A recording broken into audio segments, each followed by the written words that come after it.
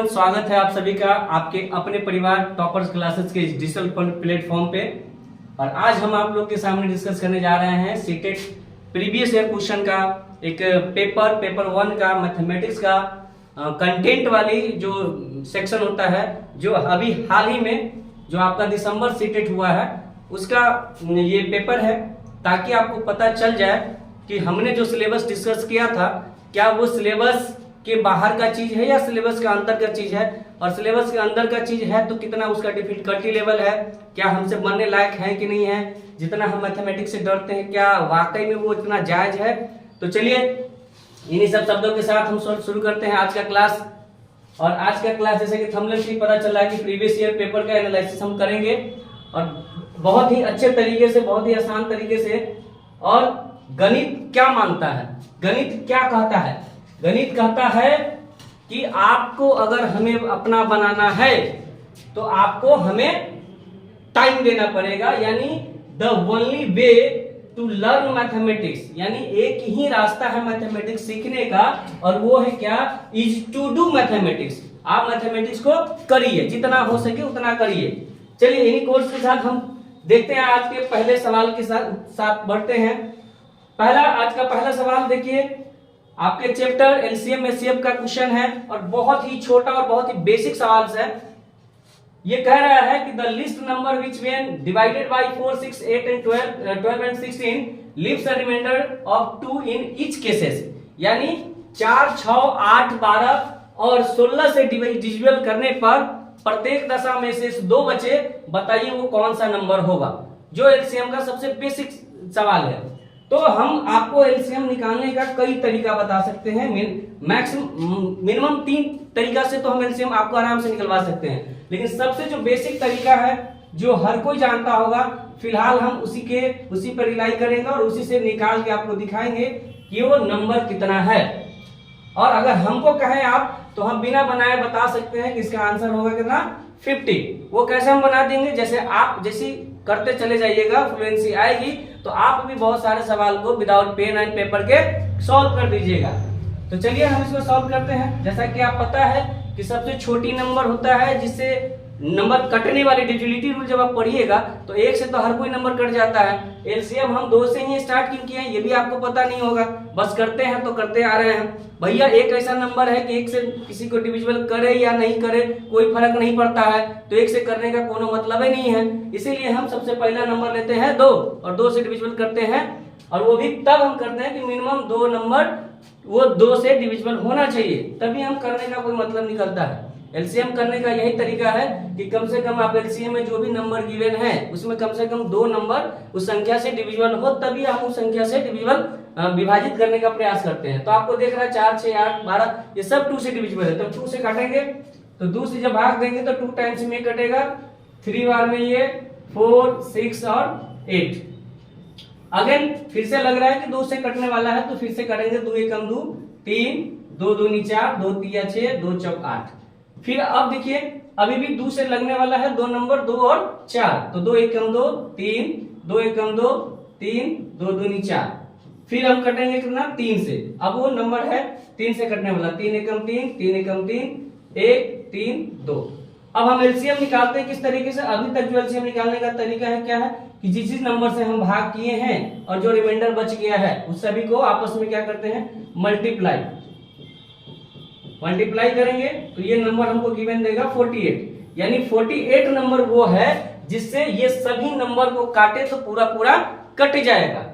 लेकिन बोल रहा है कि सदैव शेषफल 2 बचना चाहिए, तो भैया इस नंबर को काटेंगे तो पूरा तो कट ही जाएगा, तो शेषफल जो भी हमारा बचता है तो आखिरी में हम उसमें 2 ऐड कर देते हैं। जो भी शेषफल करता है हमको बचने के लिए उसको हम ऐड कर देते हैं, और दैट इज माय आंसर। ये 50 जो होगा हमारा क्या होगा? आंसर होगा। अब 50 से आप किसी भी नंबर को, जो भी नंबर गिवन है उसको आप भाग करके देख लीजिए, क्रॉस चेक कर लीजिए।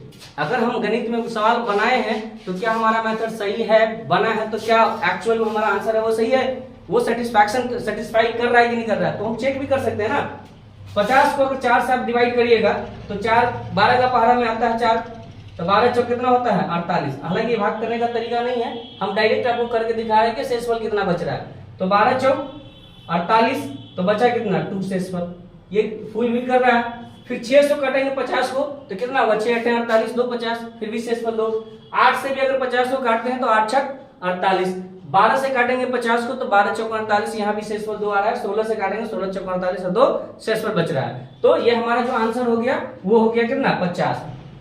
एलसीएम का भैया थोड़ा थोड़ा मतलब जान लीजिए। एलसीएम का मतलब होता है लीस्ट कॉमन मल्टीपल, वह छोटी से छोटी गुणज, वह छोटा से छोटा गुणज जो दी गई संख्याओं से पूरी पूरी विभाजित हो जाए, उसे हम एलसीएम कहते हैं।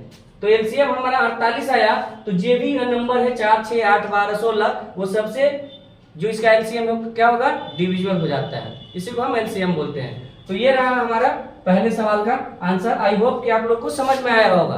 बाकी चीजें अभी तो बस हम आपको ट्रेलर दिखा रहे हैं और आपको ये बताने का प्रयास कर रहे हैं कि गणित उतना भी हार्ड आता नहीं है जितना सीटेट के विद्यार्थी इसको लोड लेके पढ़ते हैं, और बहुत ही बेसिक चीजें आती हैं।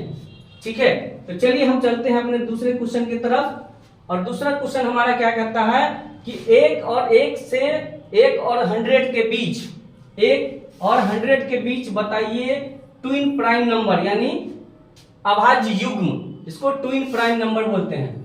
तो भैया पहले तो हमको पता होना चाहिए कि ट्विन प्राइम नंबर कहते किसको है। तो ये हमारा सब क्या है, नंबर सिस्टम का पार्ट है, और पहला ही चैप्टर हमने सिलेबस में डिस्कस किया था कि हमारा क्या है, नंबर सिस्टम। और आज पिछले क्लास में हमने नंबर सिस्टम से एक क्वेश्चन भी छोड़ के गया था क्वेश्चन के लास्ट में, उसका भी डिस्कस हम लास्ट में करेंगे।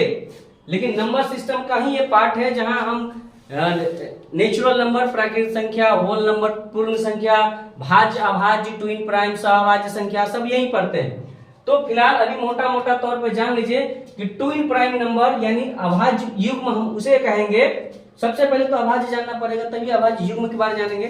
तो अभाज्य संख्या हम उसे कहते हैं जिसका मैक्सिमम फैक्टर 2 हो, यानी जिसका अभाज्य गुणनखंड मैक्सिमम 2 हो, यानी वो संख्या एक और खुद के अलावा किसी और संख्या से विभाजित नहीं होता हो। जैसे में एग्जांपल में 2 3 5 7 ये सभी वैसी नंबर है जो या तो एक से कट रही है या खुद के नंबर से कट रही है, यानी इसका जो फैक्टर है वो सिर्फ और सिर्फ 2 ही फैक्टर है, उसे हम अभाज्य संख्या कहेंगे। मान लीजिए 9, तो आप 9 बताइए क्या होगा, अभाज्य होगा या भाज्य होगा। जैसे ही 2 से ज्यादा फैक्टर हुआ तो अभाज्य ना होकर क्या हो जाएगा, भाज्य हो जाएगा। क्यों? क्योंकि ये 1 से भी कट रहा है, 3 से भी कट रहा है और 9 से कट रहा है। 1 और 9 से तो कट ही रहा है, लेकिन तीसरा एक और नंबर आ गया जो इसको पूरा काट रहा है, तो ये अभाज्य नहीं होगा, ये फिर भाज्य की श्रेणी में आ जाएगा। अच्छा, 2 के बारे में सबसे इंटरेस्टिंग बात क्या है कि 2 सम भी संख्या है और अभाज्य भी संख्या है, यानी इकलौता सम अभाज्य भी हम 2 को कहते हैं। और ये क्वेश्चन डायरेक्ट कितनी बार आता है और अच्छे एग्जाम्स में आते हैं। ये क्वेश्चन घुमाने वाले क्वेश्चन है, क्योंकि गणित में कोई भी सम संख्या अभाज्य नहीं होता है सिवाय 2 के। 2 एक एक्सेप्शनल है कि 2 एक ऐसा इकलौता सम अभाज्य संख्या 2 को बोला जाता है। ठीक है, तो अभाज्य के बारे में जान लिए। अब हम आएंगे हमारे क्वेश्चन पे कि अभाज्य युग्म किसे कहते हैं, यानी इसको इंग्लिश में बोलते हैं twin prime number. Twin prime number, अभाज्य को बोलते हैं प्राइम और ट्विन बोलते हैं युग्म को। युग्म मतलब जोड़ा में, यानी 2 अभाज्य संख्याओं का ऐसा जोड़ा जिसका अंतर 2 हो। 2 अभाज्य संख्याओं का ऐसा जोड़ा जिसका अंतर हमेशा 2 हो, यानी जैसे 3, 5 ये एक साथ आएगा जोड़ा में आएगा। ट्विन प्राइम नंबर हम बोलेंगे जोड़ा में आएगा, और इन दोनों के बीच का जो अंतर होगा वो कितना होगा भैया, 2 होगा। ठीक है, क्या हम इसको ऐसे बोल सकते हैं सर कि 5 और 7? बिल्कुल बोल सकते हैं। क्या हम 7 9 बोल सकते हैं? नहीं बोल सकते। क्यों भैया? क्योंकि 9 भाज्य संख्या है, अभाज्य नहीं है। क्या हम इसको 11 और 13 बोल सकते हैं? बिल्कुल बोल सकते हैं। तो इस तरीके से हमारे पास जो अभाज्य संख्या है 1 से 100 तक, वो कितनी है, 8 है। अगर आप देखना चाहें कि वो नंबर कौन कौन सा है, तो अभी हम लिख के आपको दिखा रहे हैं। जैसे पहला हो गया 3 और 5। क्या 2 3 होगा? आप तो कहिएगा कि सर 2 भी अभाज्य संख्या है, लेकिन क्या 2 3 होगा? नहीं होगा, ये अभाज्य होगा। जब आप आगे पढ़िएगा तो इसको को प्राइम नंबर बोलते हैं। यानी दो अभाज्य संख्याओं का युग्म जिसका हमेशा HCF यानी महत्तम समावर्तक 1 होता है, उसे हम सहअभाज्य संख्या बोलते हैं। लेकिन हमें तो अभी चाहिए ट्विन प्राइम नंबर जिसके बीच का डिफरेंस कितना होता है, 2 होता है। तो ये तो हमारा गया काम से, ये तो हो नहीं सकता भैया। तो चलिए क्या कौन कौन होगा, 3,5, उसके बाद 5,7, उसके बाद 11,13 है ना। उसके बाद कितना होगा 17,19, फिर कितना होगा 23 तो होगा नहीं, 21 और 23 नहीं होगा। उसके बाद यह होगा 29,31 है ना। 37 39 होगा नहीं, फिर हो जाएगा हमारा 41,43, 47 49 होगा नहीं, 51 53 होगा नहीं, क्योंकि 51 कट जाएगा फिर 53 नहीं कटेगा, है ना। 53 55 होगा नहीं क्योंकि 55 भाज्य संख्या है। 57 19 से कट जाता है।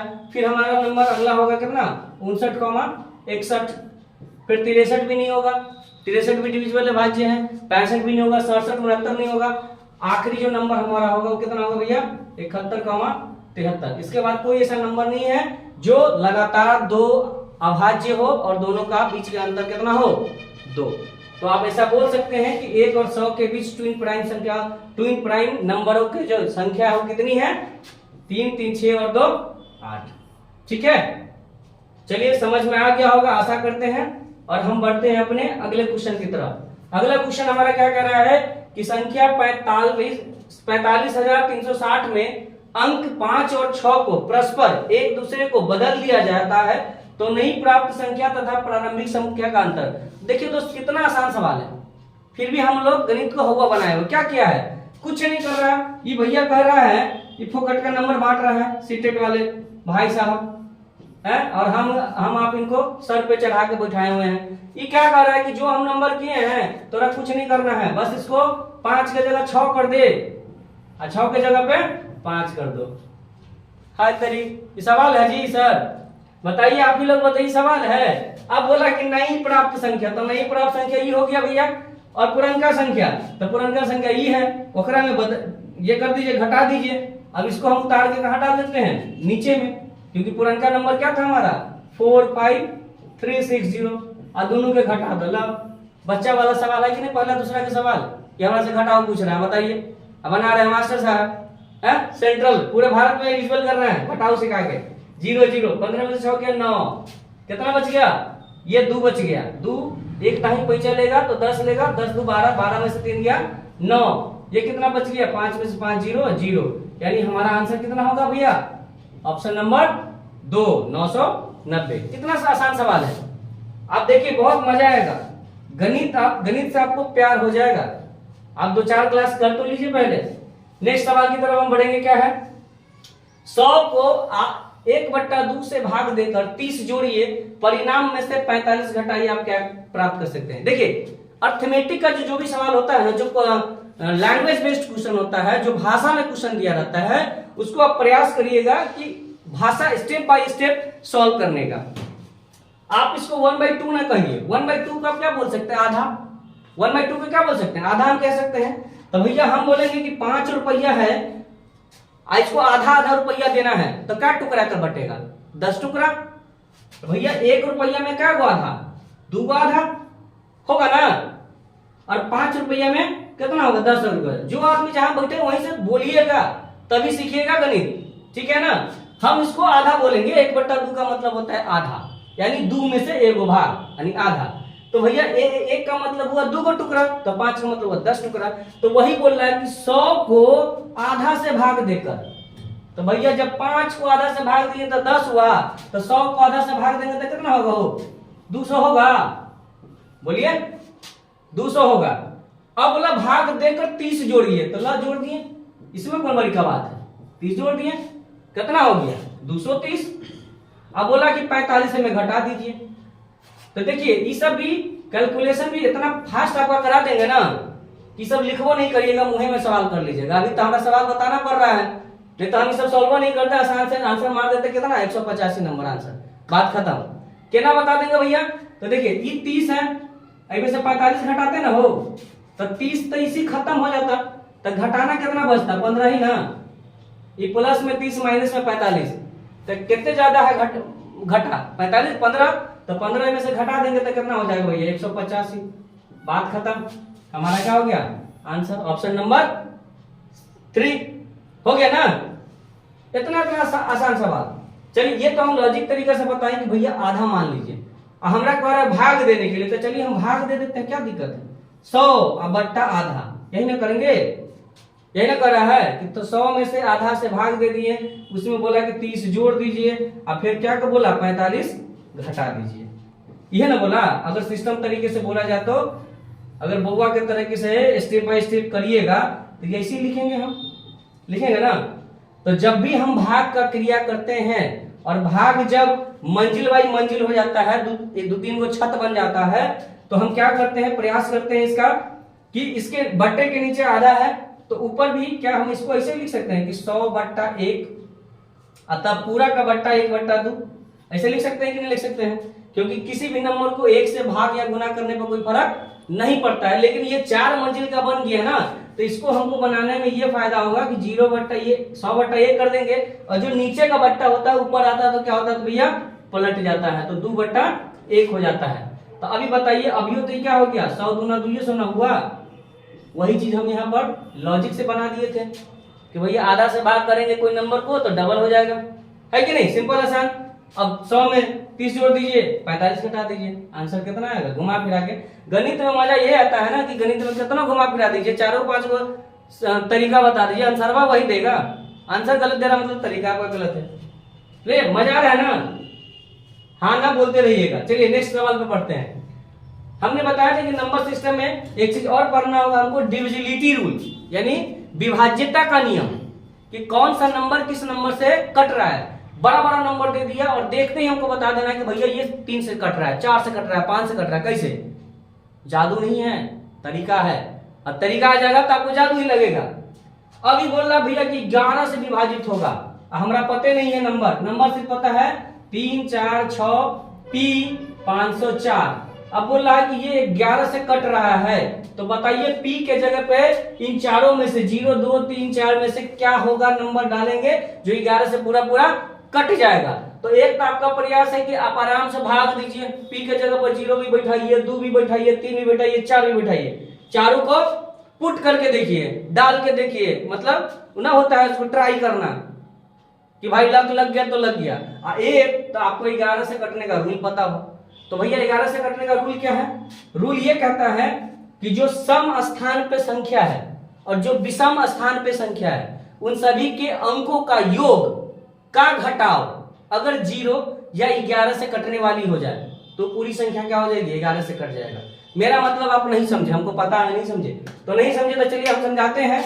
कहने का मतलब कि सम या विषम संख्या नहीं, सम या विषम संख्या के स्थान पर, यानी स्थान, यानी ये पहला स्थान हो गया, ये दूसरा स्थान हो गया, ये तीसरा स्थान हो गया, ये चौथा स्थान हो गया, ये 5वां स्थान हो गया, 6ठा स्थान हो गया, और ये 7वां स्थान हो गया। बोला भी है कि 7 अंकों की संख्या है, तो हमको पता है कि 1 3 5 7 ये सब क्या है, विषम संख्या है, और ये विषम संख्या के जगह है तो विषम प्लेस हो गया, विषम स्थान हो गया।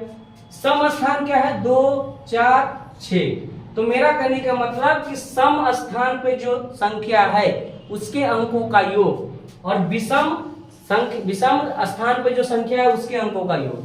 तो भैया देखिए विषम पे कौन कौन है, 1 पर कौन है 3, तो 3 जोड़ दिए, तीसरा स्थान पे कितने हैं 6 जोड़ दिए, 5वां पे कितने हैं 5, तो 5 जोड़ दिए, 7वां पे कितने हैं 4। इन सभी को योग कर दिए और इसमें से घटा देंगे किसको, जो अब 2 4 6 जगह पे है, तो 2 पर कितना है 4 है, 4 पर कितना है पी है, और 6 पे कितना है 0। अब अगर इन दोनों का जोड़ को घटाएंगे तो या तो 0 आ जाना चाहिए या 11 का गुना जाना चाहिए, यानी 11 22 33 44 55, इसमें से कोई नंबर।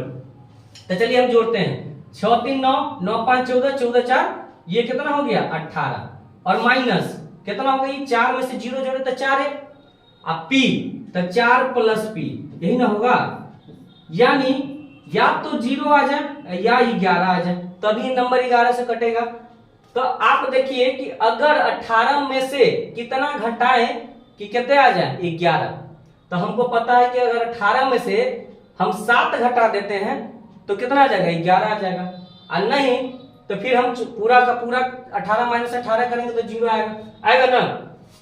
तो यहाँ हमको ऑप्शन भी देखना है कि भैया 14 है, 14 नहीं है। दुइये का ऑप्शन बनेगा, या तो बनेगा यहाँ पर हम 7 पूरा कर दे तो 18 में से 7 घट गया तो 11 आ जाएगा, तो ये संख्या पूरा पूरा कट जाएगा, या तो 14 4 18 एक कर दीजिए, जब 18 में से 18 गया तो 0 हो जाएगा। तो भैया 14 तो कहीं ऑप्शन ही नहीं दिख रहा है, तो हम चुपचाप 3 को मारेंगे और आगे बढ़ेंगे। क्यों? क्योंकि पी के जगह पर 3 रखेंगे तो 4 3 कितना हो जाएगा 7, और 18 में से 7 गया तो बच गया कितना 11। तो या तो संख्या घटाने के बाद 0 आना चाहिए या 11 आना चाहिए, तो संख्या पूरा पूरा 11 से कट जाएगा। तो आप कहिएगा सर हम कैसे मान लें कि आप बात सही कर रहे हैं, हम काहे मान लें कि आप बात सही कर रहे हैं, गलत भी तो हो सकता है आपका बात। तो लीजिए हम प्रूफ देते हैं आपको। प्रूफ क्या देते हैं 3 4 6, और पी को माने है कितना 3 माने है ना 5 0 4, आप काट के देख लीजिए, है ना। भरोसा किसी पे नहीं करना है, कॉन्सेप्ट पे भरोसा करना है। 11 तिया 33, कितना बचा 1 6, 11 एकम 11, कितना बचा 5 3, 11 चौक 44, कितना बच रहा है यहाँ लिख रहे हैं हम, कितना बच रही 9, 9 पे 5 चढ़ेगा तो 11 8 88, कितना बचा भैया 7, और 7 पे 0 हो गया तो कितना हो गया 11 6 66, कितना बचा ये 4, और 4 पर 4 गया तो 11 चौक 44। अब बताइए अब मानिएगा कि नहीं मानिएगा, मानिएगा ना, हमारा आंसर क्या हो जाएगा 3। इसी तरीके से हम जानेंगे 2 का विभाजता का नियम क्या होता है, 3 का विभाजता का नियम क्या हो सकता है, 4 का विभाजता का नियम क्या हो सकता है, कि बड़ा से बड़ा संख्या दे दे, 10 अंकों का संख्या दे दे और पूछे कि बताइए इसमें से किस संख्या से ही कट रहा है, तो चुटकियों में बस खाली नजर फिराए और आंसर टिक दे, ऐसा काम करना है। चलिए अगले क्वेश्चन की तरफ बढ़ते हैं। अगर किसी को कोई क्वेश्चन में डाउट हुआ होगा तो कमेंट बॉक्स में कमेंट करेंगे, हम फिर देखेंगे। अब देखिए बात आया रोमन नंबर का, कि भैया काय सीटेड कर क्या रहे हैं जी, रोमन नंबर का नंबर बांट रहे हैं। बताइए मास्टर साहब बना रहे हैं रोमन अंक, पूछ रहे हैं कि बताइए रोमन नंबर कौन गलत है। ए भैया इसको हम बोलते हैं 25, क्योंकि x का मतलब होता है 10, 2x का मतलब होता है 20, 3x का मतलब होता है कितना 30, और जब 40 लिखते हैं ना तो 50 का होता है L, उसके में से एक x को 10 को घटा देते हैं तो यहाँ 40 लिखते हैं, क्योंकि कोई भी नंबर हम 3 बार ही लिखते हैं रिपीटिशन में रोमन अंक में। ठीक है, जैसे मान लीजिए हमको सारे 50 के बाद लिखना हो, जैसे 90, तो हम क्या करेंगे L, अगर 80 लिखना हो तो L और 3 को 10 लिखेंगे। जब 90 की बात आ जाएगा तो वो C आ जाता है, C मतलब होता है 100, और C में से 10 घटा दिए, पहले लिख दिए तो बोला 10 घट गया तो ये 90 हो जाएगा। इसी तरीके से ये पूछ रहा है, तो देखिए 3 को x का मतलब 30, और ये 2 कितना हो गया 32। रोमन अंक के बारे में जब बताएंगे डिटेल में तो अच्छे तरीके से जानेंगे हम। और ये कितना हो गया, ये देखिए हमारा गलत हो गया। क्यों? क्योंकि v और x का मतलब हुआ कि भैया ये तो 20 होता है लेकिन 5 पहले हो गया, ये हमेशा बाद में होना चाहिए। v जो है ना ये पहला नंबर का होता है, 2 का 2 आई होता है, 3 का 3 होता है। अब जब 5 होता है ना 5 का भी होता है, और 5 में से 1 घटाते हैं यानी आई भी, तो ये 4 हो जाता है। हम क्या बोले कि रोमन अंक में किसी भी नंबर को हम 3 बार ही रिपीट करते हैं, चौथा बार में वो कुछ नया नंबर देता है, तो ये हमारा जो आंसर हो जाएगा ये सही हो जाएगा, क्योंकि ये गलत है। और इसका मतलब क्या होगा LX का, ये L मतलब 50, 10 60 और 4 64, इसका मतलब 64 हो गया। तो आराम से पढ़ेंगे रोमन अंक भी डिटेल में, तब आपको ये सब करने का जरूरत नहीं होगा, चुटकियों में उड़ेगा सवाल। चलिए हम अगले क्वेश्चन की तरफ बढ़ते हैं। क्वेश्चन क्या करता है कि किसी विद्यार्थी के पास एक ही प्रकार के 5 रुपये के 10 सिक्के हैं, वह इन्हें एक के ऊपर एक करते हुए रखता है, ऐसा करने से कौन सा आकार बनता है। बताइए, ये ज्यामिति का क्वेश्चन हो गया, फिगर से रिलेटेड, क्या आकृति क्या बनेगा। भैया आप बताइए कि आपका जो, हालांकि इसमें हम वो फिगर दिखा नहीं सकते हैं, हमारा जो वो फिगर होता है पैसा वाला वो कैसा होता है, ऐसा होता है, और इसके ऊपर पैसा पैसा पैसा पैसा के ऊपर पैसा रखेगा। अगर पैसा होता तो मैं आपको प्रैक्टिकल तौर पे दिखाता हूँ, रुकिए आप दिखाते हैं, क्योंकि हम कुछ भी करेंगे ना तो पूरा दिखा के करेंगे, एकदम गणित को हम क्या बोले सिखाने का प्रयास करेंगे, गणित को हम रटवाएंगे बिल्कुल नहीं। देखिए कैमरा में अगर दिख रहा होगा, कैमरा में तो जरा बताइएगा कि ये देखिए हमारा एक सिक्का है जो पूरा गोलाकार है, सर्किल के आकार का। और ये देखिए गोला जब हम रखना शुरू किए तो ये आप देखिएगा ना सिलेंडर के आकार का दिखेगा। सिलेंडर मतलब बेलन का आकार का। जब हम पैसे के ऊपर पैसा डालते चले जाएंगे ना तो ये शेप हमको देगा इस टाइप का शेप, ये वाला शेप देगा हमको, ये वाला शेप देगा, ये सिलेंडर आकार का शेप देगा। आप अपने घर पे करके देखिएगा। ये जो है ना 3D फिगर में आता है, ये जो उसका बैकग्राउंड कलर होता है वो इस पे विजुअल होता नहीं है। आप बोर्ड पे या किसी कागज पे दिखा नहीं सकते हैं। जैसे अगर ये करते हैं तो ये वाला पोर्शन इसका बैक साइड में चला जाता है। इसीलिए हम बोले कि पैसा से मैं दिखाऊंगा और इससे भी बेहतरीन तरीका से मैं दिखाऊंगा आपको।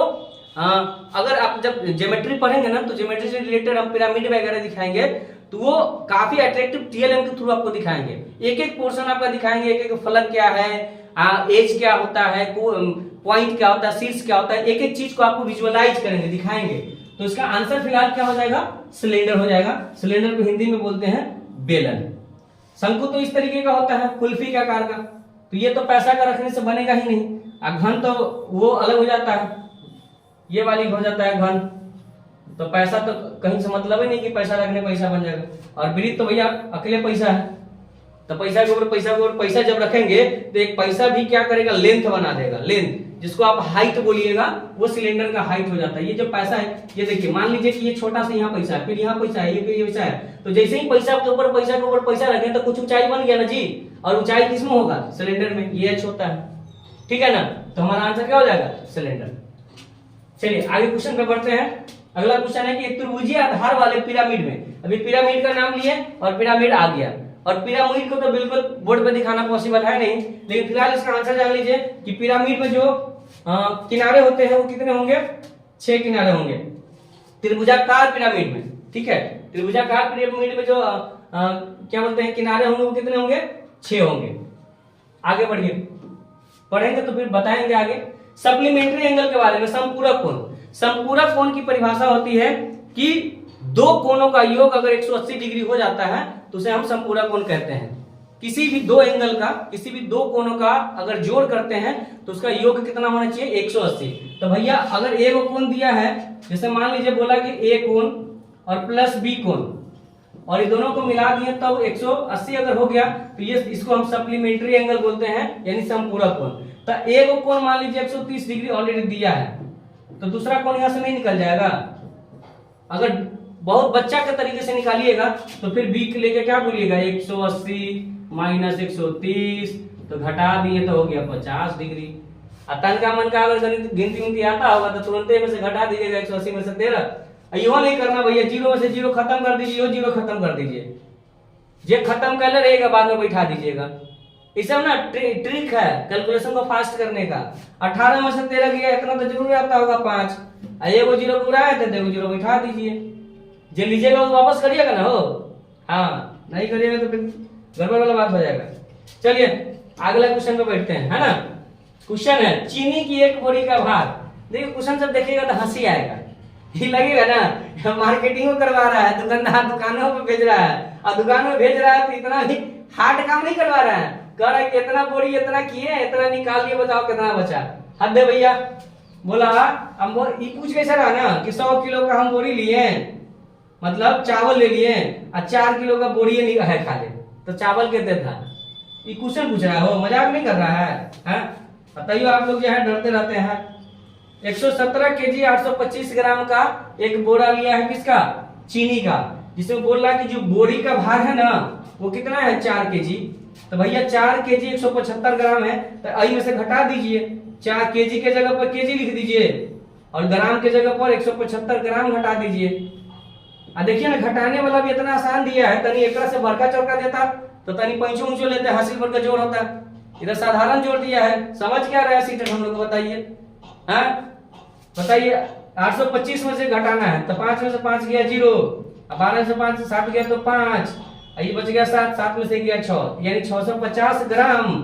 117 में से 4 गया तो 113। देखिए कितना तुच्छ प्राणी का ही सवाल है। 113 केजी 750 ग्राम ना, देखिए 113 केजी 650 ग्राम है ना आंसर। देखिए कितना होशियार लोग होगा ना, इहो पर कंफ्यूज होगा। जितना धरफराई लोग होगा वो कहेगा पता नहीं क्या, कितना लोग तो खाली आंसर सही बनाता है, लेकिन जब टिक करने का बात आता है तो 113,750 देखे ना तो उसको थोड़ा देर के लिए अपने पे डाउट हो जाता है कि कहीं हम ही तो घटा में गलती कर दिए हैं, क्योंकि पहला नजर अगर इस पर गया तो वो अपने पे डाउट हो जाएगा, उसको कहेगा तो हो सकता है कि 150 हम ही गड़बड़ा दिए हैं, फिर एक बार घटा कर देखेगा, फिर उतना टाइम लेप्स।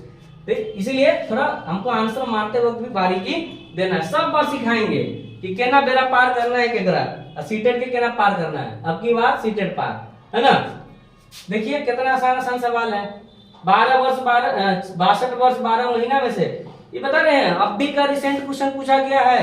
लोग कहता है ऑनलाइन सवाल क्वेश्चन बड़ा हार्ड है, बड़ा हार्ड है, बड़ा हार्ड है। 100 प्रीवियस ईयर क्वेश्चन कराएंगे, एक एक शिफ्ट का क्वेश्चन कराएंगे। आप टेंशन का लेने, पहले एक बार डिटेल में पढ़ लीजिए कॉन्सेप्ट, तब हम नहीं बनाएंगे, आप खुद बनाइएगा।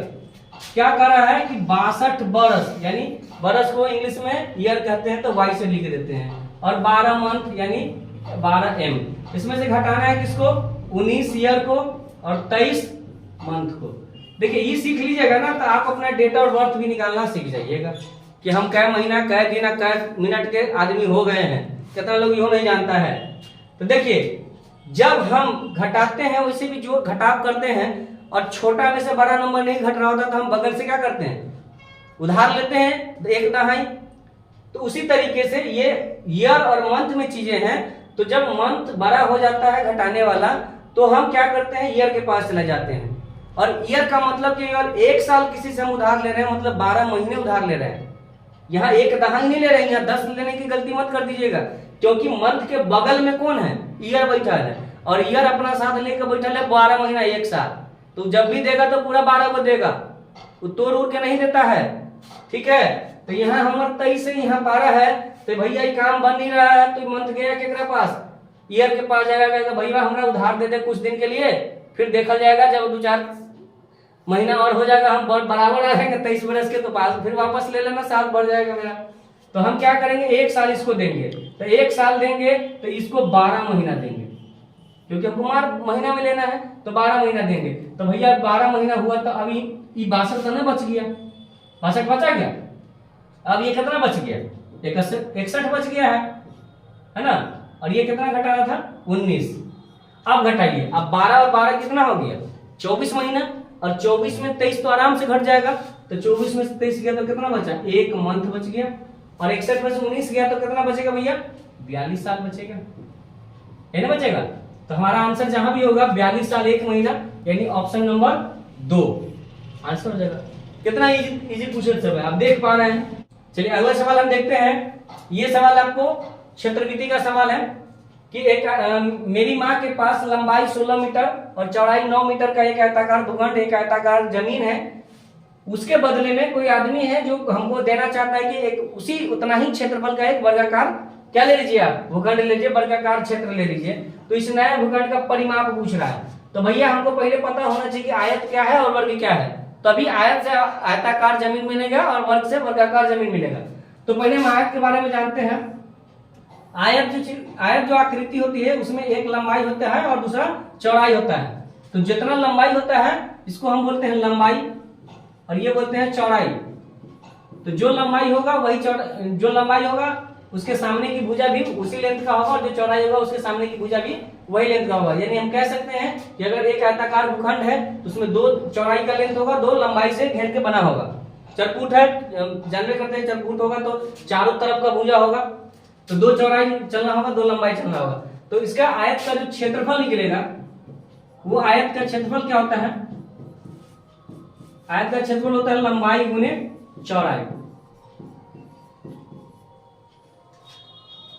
और इसका परिमाप 2 चीज निकलता है, 2D डायमेंशन का 2 चीज निकलता है, एक तो क्षेत्रफल और दूसरा परिमाप। क्षेत्रफल किसे कहते हैं, किसी भी ये जो साइड है, जो चारों साइड से जो भुजा घिरी हुई है उस भुजा के अंदर कितना क्षेत्र आ रहा है उसे हम क्षेत्रफल बोलते हैं। और परिमाप बोलते हैं कि इसके बाहर से अगर एक चक्कर आप जितना देर में लगा लीजिएगा वो उसका क्या होता है, परिमाप हो जाता है। तो आयत का जो परिमाप होता है उसका जो आप फॉर्मूला कह लीजिए या कॉन्सेप्ट जो भी कह लीजिए, कॉन्सेप्ट से ही फॉर्मूला निकलता है। ये कहां से आता है ये भी बता देते हैं। 2 इंटू लंबाई जोड़ चौड़ाई हो जाता है, ये क्या होता है परिमाप। ये कैसे आ गया सर जी, तो देखिए जब ये हम बाहर से, अभी हम बोले कि परिमाप क्या है कि बाहर से एक चक्कर लगाना ही परिमाप होता है। तो जब भी हम एक चक्कर लगाएंगे तो पहले क्या चलेंगे, लंबाई चलेंगे, फिर क्या चलेंगे, चौड़ाई चलेंगे, तो ऐड करेंगे चौड़ाई, फिर क्या चलेंगे, फिर एक बार लंबाई चलेंगे, तो फिर लंबाई ऐड करेंगे, और फिर क्या करेंगे, चौड़ाई चलेंगे, तो फिर चौड़ाई ऐड करेंगे। तो जब चारों को हम ऐड करेंगे तो क्या हो जाएगा, 2 लंबाई और जो 2 चौड़ाई।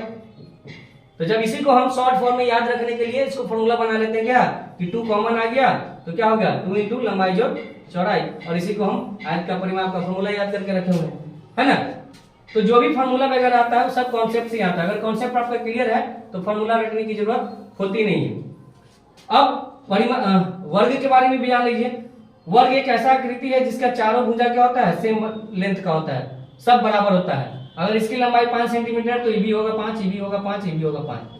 और इसका जो क्षेत्रफल होगा, वर्ग का क्षेत्रफल, आप लिख सकते हैं इसको, वर्ग का क्षेत्रफल वो क्या हो जाता है, भुजा स्क्वायर। क्या हो जाता है, भुजा स्क्वायर।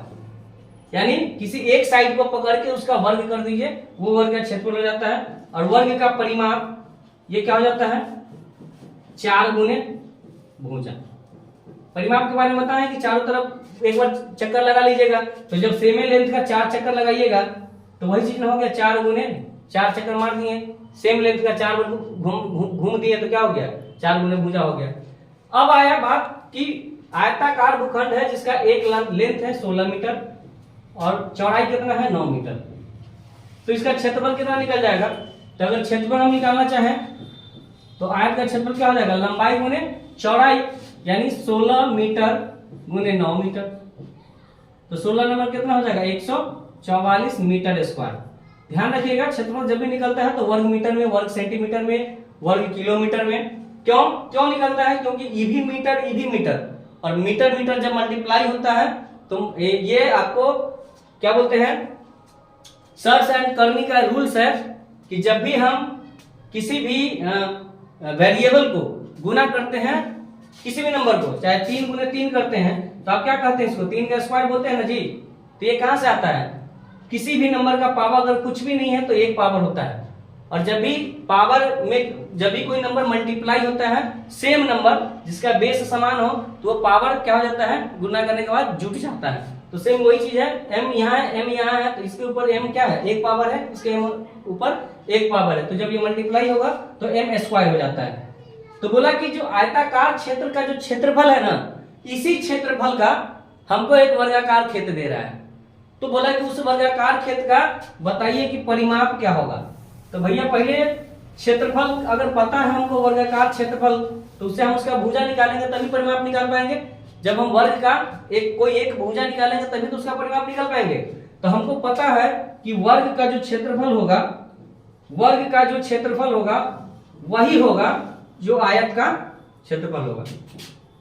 क्योंकि साफ साफ ही बोल दिया है कि जितना क्षेत्र का हम क्षेत्र दे रहे हैं ना, उतना ही क्षेत्र का वो हमको कैसा दे रहा है, वर्गाकार क्षेत्र दे रहा है। यानी क्षेत्रफल दोनों का समान है। और वर्ग का क्षेत्रफल हमको पता है नहीं, वर्ग का क्षेत्रफल हमको पता नहीं है, लेकिन ये कंपेयर किया है कि जितना आयत का क्षेत्रफल है उतना ही वर्ग का क्षेत्रफल है। और आयत का क्षेत्रफल हमको दे दिया कितना, 144 मीटर स्क्वायर। और अभी हमको पता है कि वर्ग का क्षेत्रफल का फॉर्मूला क्या होता है, भुजा स्क्वायर। ठीक है, यानी एक भुजा का अगर हम स्क्वायर कर दें तो वो क्षेत्रफल हो जाता है। तो हम इसको भुजा स्क्वायर कर देंगे और ये कितना बराबर हो जाएगा, 144 मीटर स्क्वायर।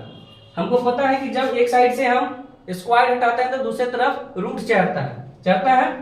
या अगर नहीं भी चढ़ाना चाहे, आप पूछिएगा सर काहे वाला रूट चढ़ता है, तो रूट का मतलब होता है भैया कि रूट के अंदर किसी नंबर का अगर 2 बार मल्टीप्लाई है तो बाहर में आके 1 निकलेगा, यानी वर्गमूल निकलेगा। तो 2 तरीका है, या तो इस नंबर को तोड़ दीजिए सेम नंबर के साथ मल्टीप्लाई करके, तो पावर से पावर कट जाएगा, तो भुजा बराबर भुजा आ जाएगा। तो ये चीज आप जैसे जैसे सवाल करिएगा ना, अभी बहुत कुछ हम करेंगे जो आपको समझ में नहीं आएगा, क्योंकि हमारा लेवल और आपके लेवल में अंतर होगा। हम बहुत सारा ऐसी चीज है जो आप जवान पे कर लेंगे, लेकिन आपसे वो संभव नहीं होगा। तो अगर हम ये जो हम रूल के अकॉर्डिंग चले, तो जब हम स्क्वायर हटाएंगे तो क्या होगा, दाएं तरफ रूट चढ़ेगा कितना, 144 मीटर स्क्वायर में। अब हमको पता है कि 144 का ऐसा 2 टुकड़ा होना चाहिए सेम नंबर के साथ, तभी ये बाहर निकल पाएगा। और नहीं तो अगर आपको स्क्वायर याद होगा 1 से 20 तक का, तो आपको पता होगा कि ये 12 का स्क्वायर होता है। यानी 144 को हम 12 गुने 12 लिख सकते हैं और मीटर स्क्वायर को हम मीटर गुने मीटर लिख सकते हैं। तो हमको पता है कि 2 जोड़ा में रहता है तो बाहर में रूट निकल के 1 आता है, तो 12 के बदले क्या आएगा 12 और 2 मीटर के बदले क्या आएगा 1 मीटर। तो भैया हमको वर्ग का क्या निकल गया, भुजा निकल गया। और जब वर्ग का भुजा निकलेगा, यही ना है वर्ग जिसका चारों भुजा बराबर होता है, तो एक भुजा अगर 12 निकल गया तो ये भी 12 होगा, ये भी 12 होगा और ये भी 12 होगा।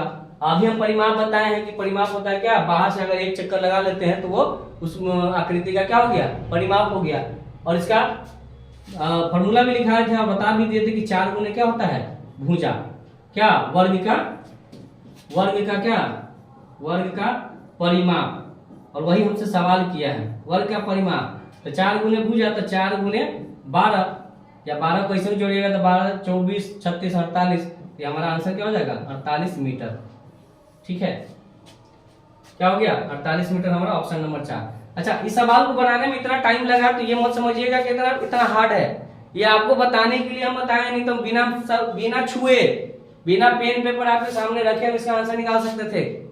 क्यों? क्योंकि हमको पता था कि 144 12 का स्क्वायर होता है तो हमारा भुजा भी निकल जाता और वो काम भी हो जाता। तो आई होप कि ये सवाल आपको समझ में आया हुआ। इसका जो सॉल्यूशन है अब कितना 42 नंबर देख। चलिए हम नेक्स्ट क्वेश्चन देखते हैं। नेक्स्ट क्वेश्चन क्या कह रहा है कि एक पूरे साल का किसी कंपनी का ब्यौरा दिया है टोटल खर्चा का, कि बेचारे का किसी का वेतन इतना देना पड़ता है कंपनी को, विज्ञापन पे वो कंपनी इतना खर्चा कर रही है, मशीनरी पे खर्चा कर रही है, बिजली पानी पे, परिवहन पे यानी यातायात पे और अन्य कोई भी सामग्री है उस पे वो कितना खर्चा कर रही है।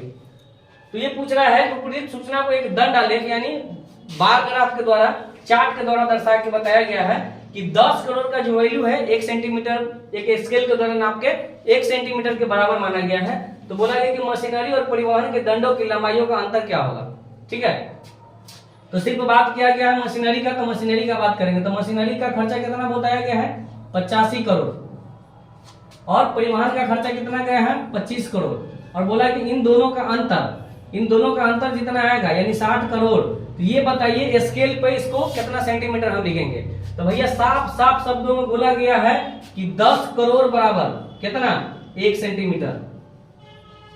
तो जरा नहीं ज्ञानवान होगा ना, खाली आंख होगा 6/6 का, तो देख के बता देगा कि भैया ये कर 6 गुना तो एक 6 गुना, यानी 10 करोड़ बराबर 1 सेंटीमीटर, तो 60 करोड़ बराबर कितने 10 करोड़ का कितना 6 गुना, तो 1 सेंटीमीटर का 6 गुना कितना हो जाएगा 6 सेंटीमीटर। यहाँ ऑप्शन नंबर 4 एक मिट गया है और उसका आंसर क्या है 6 सेंटीमीटर। तो हमारा आंसर क्या हो जाएगा, अगर आपको विश्वास नहीं तो आप देख लीजिएगा प्रीवियस क्वेश्चन उठा के, होता है मिस प्रिंट हो जाता है, टेक्निकल इशू तो वगैरह होते रहता है। तो यहाँ पर अगर 6 करोड़ की मान हमको निकालना है तो यहाँ साफ देखिए इसका क्या गुना है 6 गुना। तो राइट हैंड में अगर लेफ्ट हैंड में 6 गुना है तो उसका राइट हैंड में क्या 6 से मल्टीप्लाई कर दिए तो इसका आंसर कितना हो जाएगा 6 सेंटीमीटर। ये हमारा आंसर हो जाएगा ऑप्शन नंबर डी। चलिए अगला क्वेश्चन देखते हैं। अगला क्वेश्चन है कि प्रथम 10 प्राकृतिक संख्याओं का माध्य क्या होगा। अब यदि माध्य की बात आया है तो माध्य और औसत दोनों सेम चीज होता है। अब माध्य होता क्या है, फिलहाल हम औसत और माध्य को अगर बताने लगे तो अच्छा खासा टाइम लगेगा, मिनिमम आधा घंटा मिनिमम लगेगा औसत का खाली बेसिक्स बताने पे या माध्य पे। तो अगर आप 10th क्लास में थोड़ा भी पढ़े होइएगा माध्य बहुलक जो सांख्यिकी का चैप्टर है, तो वहां ये बताया जाता है कि माध्य अगर निकालना हो तो हम क्या करते हैं, जितनी भी संख्याएं दी होती है उन सभी का जोड़ करते हैं और जितना संख्या दिया रहता है उतना से भाग करते हैं। अगर कहने का मतलब मेरा कि अगर 1 2 3 4 5 अगर 5 संख्या दिया है तो पांचों संख्या का जोड़ देंगे हम और 5 से भाग देंगे। 5 क्यों, क्योंकि संख्या है 5 गो, है ना, 5 आदमी है, मान लीजिए कि 5 आदमी है, पांचों आदमी का ये रोटी खाने का क्या है संख्या है। कोई आदमी 5 रोटी खाता, कोई 4 खाता, कोई 3 खाता, कोई 2 खाता, कोई 1 खाता। मान लीजिए कोई मेहमान आना है 5 आदमी और आपको बनाना है घर पे रोटी। अब सभी मेहमान के बारे में तो आपको पता नहीं है कि भैया ये सब ऐसे ऐसे खाता है, कोई 4 को, कोई 5 को, कोई 3 को। तो हम आप क्या करते हैं, एगो अंदाजा से बना लो। क्या बनाते हैं कि अंदाजा बना लो। तो मान लो कि हम आप क्या करते हैं कि मान लीजिए कि पर आदमी 4 रोटी खाएगा, मान के बनाते हैं ना सर, सबसे एग्जैक्ट तो बनाते नहीं है। मान लीजिए कि 100 आदमी 4 को खाएगा, तो 4 को के हिसाब से 5 के लिए कितना बना लेते हैं 20 को। अब 20 को बना लेते हैं, अब पता आता है तो वहां आता है जब घरे से मेहमान आता है तो पता चलता है कि एगो 6 को हपच गया, एगो 3 बेचारा खाया, केकरो 7 को समा गया है पूरा पेट में, आ कोई 2 को बटक गया है। लेकिन मिला के सब विषु चट गया है।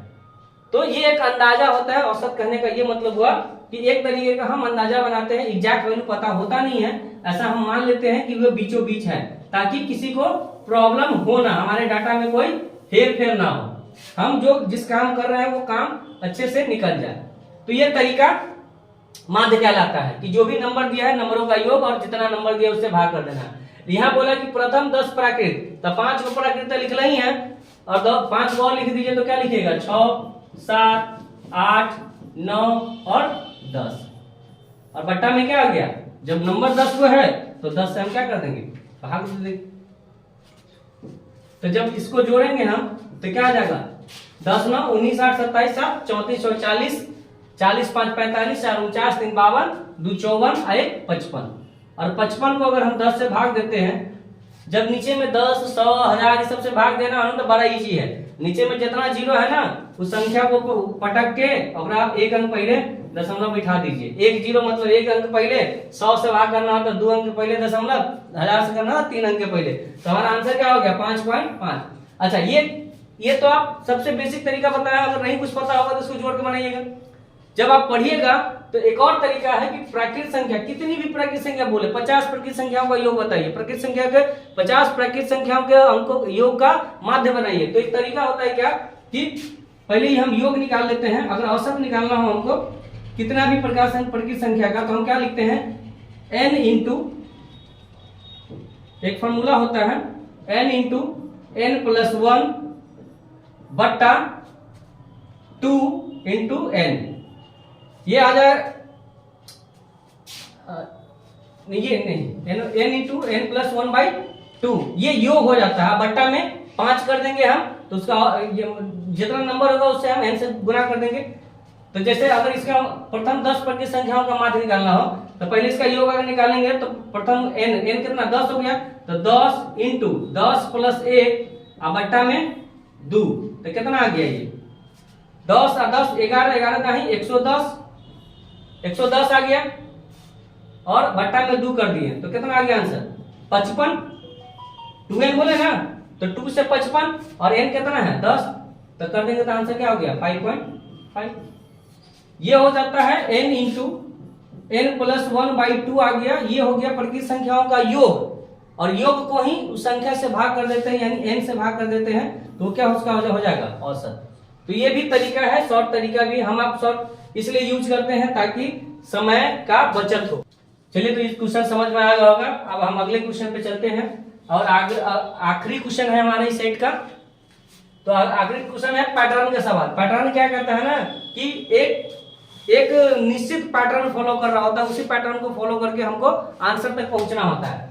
तो हमें ये पैटर्न क्या कह रहा है कि 3 नंबरों का स्क्वायर का योग जो है एक चौथे नंबर का कोई स्क्वायर बन रहा है, यानी तीनों नंबर के स्क्वायर को जोड़ रहे हैं ना, तो कोई एक नंबर का परफेक्ट स्क्वायर बन रहा है। तो वो हमको सबसे आसान ये तो बनेगा, या तो आप इसमें पैटर्न पता कर लीजिए, और नहीं अगर पैटर्न पता करने में ज्यादा डिफिकल्टी हो रही है तो चुपचाप क्या करिए, ऑप्शन से आप क्या करिए, ऑप्शन से इसको सॉल्व करके और आंसर तक पहुंचाइए। तो देखिए, सबसे अगर किस्मत खराब होगा तो शुरू से ऑप्शन सवाल करते आइएगा तो चौथा नंबर पे जाइएगा, और नहीं किस्मत का बहुत बड़ा धनी होइएगा तो हो सकता है पहले ऑप्शन को सही मतलब टेस्ट करते हुए आंसर आपका मिल जाए। तो आइए हम पता करते हैं। तो पता करेंगे तो पहला का अगर टेस्ट करेंगे तो ये होता है 5 का स्क्वायर 25, 16 का स्क्वायर कितना होता है 256, 16 का स्क्वायर 256, और 4 जोड़ेंगे 4 चौका 16। तो जब इसको जोड़ेंगे तो देखिए ये सवाल सॉल्व करने का भी बहुत तरीका होता है। ये आप लोग तब पता करिएगा ना जब थोड़ा कॉन्सेप्ट होता है, यूनिट डिजिट का जब कॉन्सेप्ट आपको पता होगा, इकाई अंक का, तो वो क्या करिएगा ना, देखिए 17 का स्क्वायर कितना होता है 289। तो आपको पता होना चाहिए कि ये दोनों नंबर का योग और इसको जोड़ने के बाद 17 का स्क्वायर के बराबर होना चाहिए। तो ये अगर 17 के स्क्वायर के लास्ट में क्या है 9 है, तो क्या हम इस सब को जोड़ के पता करेंगे 289 आ रहा है कि नहीं आ रहा है? नहीं, वैसा काम हम नहीं करेंगे, हम बेवकूफ है नहीं। तो हम क्या करेंगे, सबके यूनिट डिजिट को खाली ऐड करेंगे, इकाई अंक को। तो 6 6 12 12 5 17, लास्ट में 7 आ गया, तो 7 तो होगा नहीं क्योंकि लास्ट में 9 है, तो ये हमारा आंसर नहीं होगा। दूसरा आंसर पे पहुंचेंगे तो दूसरा आंसर कह रहा है कि ये 36 होगा, इसमें 4 चौका 16 ये भी जोड़ेंगे और 24 होगा 576 और ये किसका स्क्वायर के बराबर कर रहा है 25 और 25 का स्क्वायर होता है 625 यानी लास्ट में 5 अगर आएगा यूनिट डिजिट में तभी हम सवाल को सॉल्व करेंगे। तो 6 6 12 छतरी 18 लास्ट में क्या आ रहा भैया इकाई अंक 18 है। होगा ये नहीं होगा, हाँ ना बोलते रहिएगा अपने अपने जगह से। ये भी आंसर हमारा गलत हो गया। देखिए अगर टेस्ट करने जाइएगा तो सबको जोड़िएगा फिर बताइएगा। तो एक तो तरीका है कि आप स्मार्ट अप्रोच अपनाइए और स्मार्ट अप्रोच आप तभी अपना पाइएगा जब आपके पास सारा कॉन्सेप्ट पता होगा।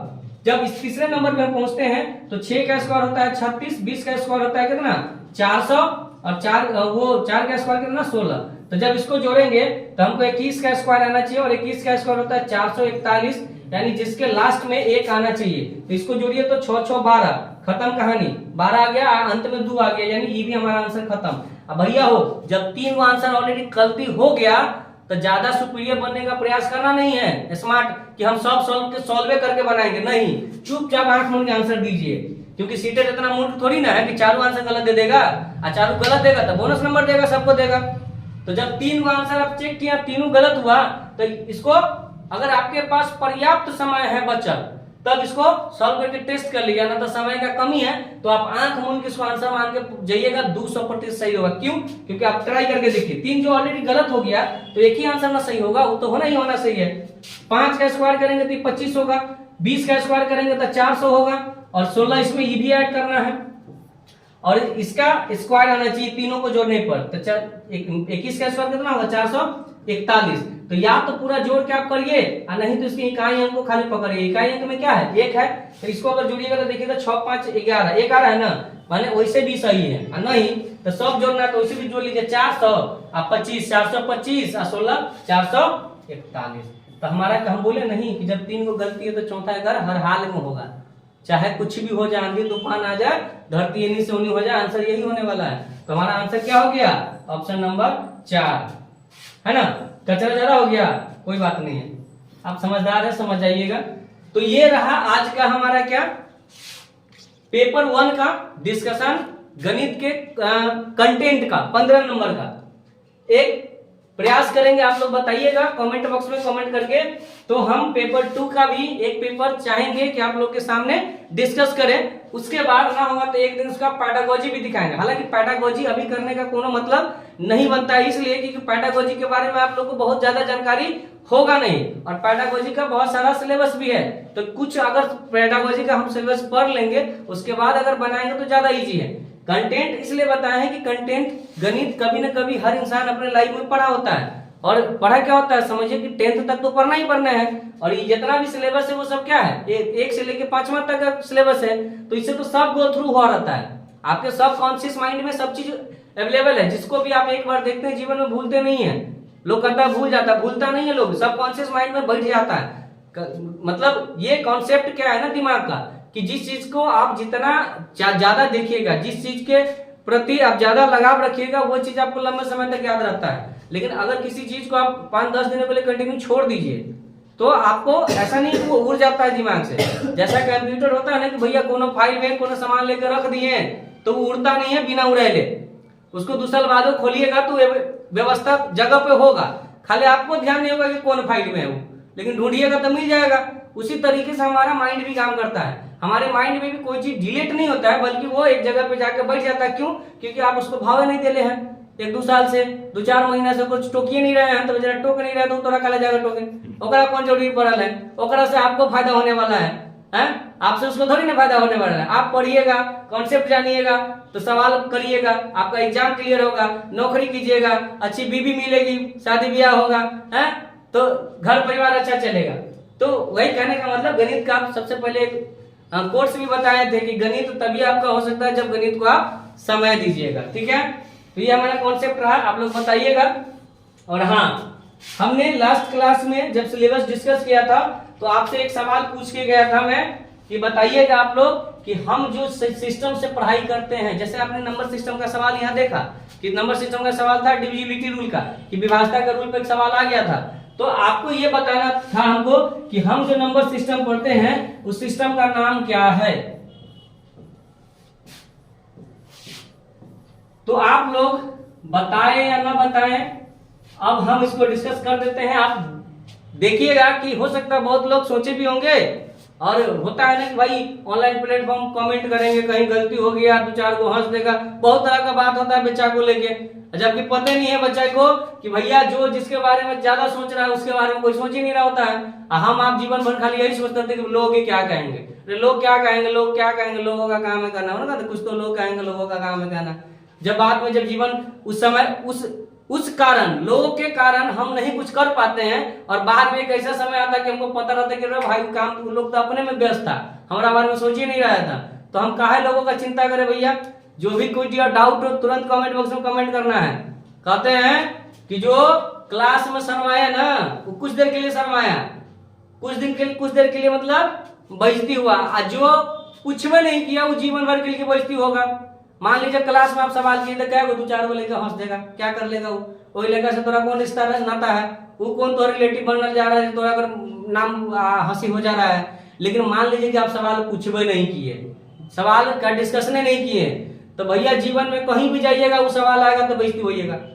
तो डिसाइड आपको करना है कि बेइज्जती एक बार होना है कि बार बार जीवन भर होना है, ठीक है। तो किसी का परवाह नहीं करना है, और सक्सेस वही होता है जो किसी का परवाह नहीं करता है, अपने मन की सुनता है। तो जो नंबर सिस्टम हमारा है उस नंबर सिस्टम का नाम है हमारा क्या, डेसिमल सिस्टम। जो हम सिस्टम से पढ़ाई करते हैं उस सिस्टम का नाम है डेसिमल सिस्टम। सिस्टम जिसको आप हिंदी में बोलते हैं दशमलव पद्धति।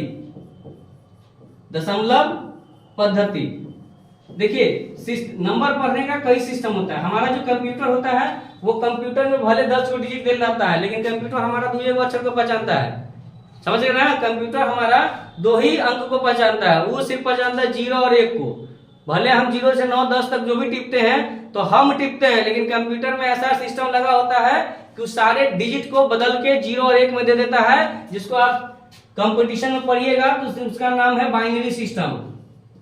बाइनरी, बाई मतलब होता है दो अंकों का जहां यूज हो रहा है उस सिस्टम का नाम क्या बोल रहे हैं, बाइनरी सिस्टम। जहां पे ये सिस्टम को कौन पहचानता है, कंप्यूटर महाशय, और कंप्यूटर महाशय सिर्फ 0 और 1 को पहचानते हैं। और ये चीज आपको पेपर 2 में भी पढ़ना होता है, बाइनरी सिस्टम कि बाइनरी सिस्टम क्या है। कई बार सवाल भी आया है, पेपर 1 में भी कभी कभी टपक जाता है, लेकिन पेपर 1 का ये पार्ट है नहीं। पेपर 2 में ये थोड़ा एडवांस लेवल का चैप्टर हो जाता है, जहां सिर्फ 0 और 2 का यूज होता है। अब हम अपने सिस्टम में आते हैं। इसी तरीके से जहां 0 से 5 तक यूज होता है, यानी हेक्सागन सिस्टम भी बोलता है, ऑक्टागन सिस्टम का भी एक सिस्टम होता है, वो अलग अलग लेवल के लिए होता है, अलग अलग क्लास के लिए होता है, हाई लेवल का। हमारा जो सिस्टम है भैया वो क्या है, डेसिमल सिस्टम है। और डेसिमल सिस्टम का मतलब क्या हुआ, दशमलव पद्धति का मतलब क्या हुआ, जैसा कि आप नाम से ही पता चल रहा है, यहाँ पे इसके नाम से भी पता चल रहा है कि 10, यानी वैसा सिस्टम जहां पे 10 अंकों का यूज होता हो। और वो 10 अंक क्या होता है हमारा, 0 1 2 3 4 5 6 7 8 9, ठीक है। यही 9 10 अंक, यही 10 अंक से मिलकर हमारा गणित पूरा बना है। इसीलिए इस 10 अंकों का यूज करते हम अपने सिस्टम में, यही सिस्टम हम पढ़ाई करते, इसलिए हमारे सिस्टम का नाम है डेसिमल सिस्टम। अगर आज के बाद कोई आदमी पूछे और नहीं भी पूछे तो आप सवाल दाग दीजिए कि भैया मैं तू पढ़ता है कहीं, भले बता दे भैया जे सवाल हम पढ़ते हैं, जे सब्जेक्ट पढ़ते हैं, ओकरा जानकारी तो होना चाहिए ना कि काहे पढ़ते हैं आ क्यों पढ़ते हैं, ओकरा नामो क्या है। तो कम से कम जो तोरा से ना पूछे आप जरूर पूछ दीजिए कि भैया हमारा सिस्टम कौन है, बताओ। गणित तो बड़ा पढ़ता है, गणित बहुत जानता है, बताओ कि कौन सिस्टम पढ़ते हैं। 90% लोग नहीं बता पाएंगे, क्यों, क्योंकि उनके पास कॉन्सेप्ट है ही नहीं है, वो गणित को रट रहे हैं सिर्फ। क्या भैया 0 से 10 तक होता है, संख्याओं के मिलने से अंकों के मिलने से संख्या होता है, संख्याओं के मिलने से ये बनता है। तो आपको ऐसे नहीं पढ़ना, आपको एकदम क्लियर बनना है। ऐसा पढ़ना है कि अगला बार से आप पढ़ाना शुरू कर दीजिए, है ना। तो ठीक है, दशमलव पद्धति 10 अंकों के मिलने से। अच्छा, एक चीज और हम सवाल किए थे कि बताइए ये सभी अंक से पहले क्या है। ये तो अंक है, ये है, और गणित की सबसे छोटी इकाई है। गणित की सबसे छोटी इकाई अंक को बोला जाता है, क्यों, क्योंकि इसी पे पूरा गणित टिका है, और जिस बेस पे कोई चीज टिका होता है वो उसका सबसे छोटा इकाई होता है। तो ये तो मान लीजिए कि अंक ये है। अंक से पहले क्या है, सब लोग अपना अपना मन में बोलिए। आज जो कुछ हम बताने जा रहे हैं हो सकता है कुछ आपके लिए नया हो, लग रहा है भैया इतना गणित तो पढ़ लिया, कुछ जानकारी नहीं था, ये कहां से टपक गया नया चीज। ऐसा भी चीज क्या होता है क्या, आप बताइए। ये क्या है, आप क्या कहिएगा, एक सिंबल है ना। दीपावली वगैरह में यूज करते हैं, शुभ दीपावली टाइप का कुछ करके, इसे शुभ होने का क्या होता है, मुहूर्त पता चलता है ना। इसी तरह के ये क्या है, सिंबल है। तो आप बताइए ये क्या है, ये क्या है, जस्ट लाइक एक फिगर ही तो है। कोई वहां से आए होंगे पहली बार और ऐसे टिक कर दिए होंगे, बोल दिए होंगे भैया देख रहा जीरो मान, और हम ही मान रहे, हमारे बाबा दादो मान रहा है, हमारे पापा मान रहा, सब मानते मानते आए, इसको हमारा नाम जीरो दे दिए। अब बताइए क्या है, ये क्या है, ऐसे पढ़ दिए, एक फिगर ही तो है, एक आकृति ही तो है, इसका नाम दे दिया कि भैया ये एक है, और आज तक हम मानते चले जा रहे हैं। ये अंक तो था ही, लेकिन अंक से पहले ये क्या था, जस्ट एक फिगर था। जैसे हम कोएफ लिखते हैं तो क क्या है, एक फिगर है। प्रिंट जो भी चीज हुआ एक फिगर है, तो ये क क्या है, एक फिगर है। तो वो जो 1 से 0 से जो 9 तक जो संख्या है वो क्या है, अंक होने से पहले क्या है, जस्ट लाइक एक आकृति है, ठीक है। उसके बाद हम उसका अंक का नाम देते हैं, और 0 से 1 क्या है, एक अंकीय संख्या भी है। फिर उसी के मिलने से 2 अंकों की संख्या बनती है, 3 अंकों की संख्या है। तो ये बेसिक जानकारी, जरूरी नहीं कि सवाल आ जाए कि भैया ये बताइए फिगर है, लेकिन हमको जानकारी होना चाहिए। कोई क्या पता कोई पूछ दे, है ना। तो ये कॉन्सेप्ट क्लियर हो गया। 2 सवाल हम दिए थे, दोनों का आंसर आप दे दिए। आई होप कि ये क्लास आपको अच्छा लगा हो। अगर अच्छा लगा हो, बुरा लगा हो, जो भी लगा हो, तो आप हमें उत्तर करेंगे, तभी हम अपने आप को और भी ज्यादा एक्सप्लोर कर पाएंगे, और भी ज्यादा इंप्रूव कर पाएंगे। क्योंकि होता क्या है ना कि हम लोगों का 2 वे इंटरेक्शन होना चाहिए।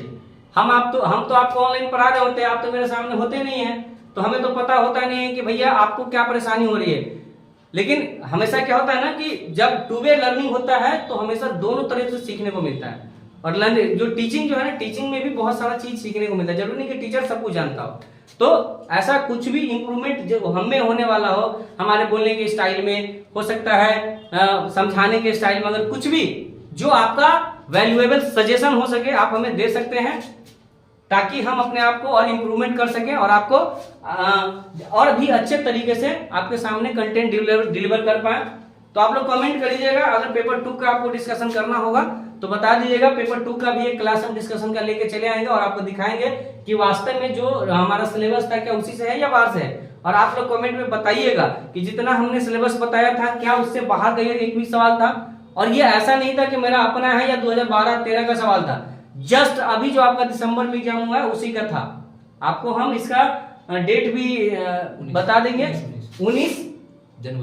19 देखिए 19 जनवरी का ये क्या था, सेट था पेपर 1 का। आप जाके देख लीजिएगा, एक बार डिट्टो सवाल हूबहू वही सवाल है। तो ये इतना बहुत बड़ा कोई चीज है नहीं। तो आप आई होप कि आप लोग को अच्छा लगा होगा। तो चलिए मिलते हैं फिर नेक्स्ट क्लास में। तब तक के लिए ध्यान रखिए, मस्त रहिए, व्यस्त रहिए और अपने पढ़ाई में व्यस्त रहिए। धन्यवाद।